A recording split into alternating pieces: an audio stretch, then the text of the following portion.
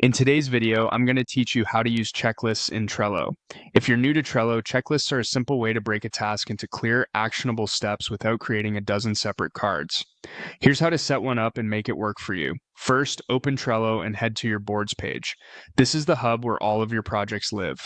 Choose the board that contains the work you want to track. Inside the board, pick the specific card you want to organize. Cards represent individual tasks or deliverables, so think of the card as the container for your checklist. With the card open, look for the option labeled Checklist in the card sidebar. Click it to start a new checklist. You'll be asked to give it a title. Use a short descriptive name that makes sense at a glance, like launch prep, bug triage, or onboarding tasks. Clear titles make it easier to scan a card that has multiple checklists later. After naming it, add the checklist to the card. You'll now see an empty list ready for items. Begin typing your first item, focusing on small, verifiable actions such as draft email copy or upload hero image. Keep each item specific so you know exactly when it's done.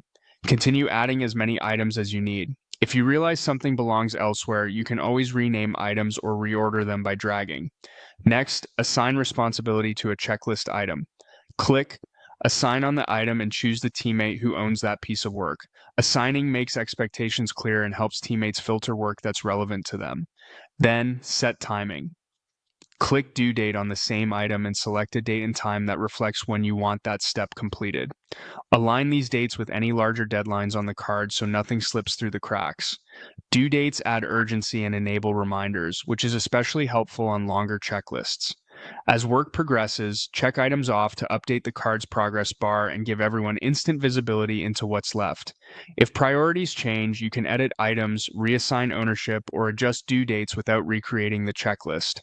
That's it. You've added a checklist, populated it with clear actions, assigned owners, and set due dates, all within a single Trello card. Try this on your next task to bring structure, accountability, and momentum to your workflow.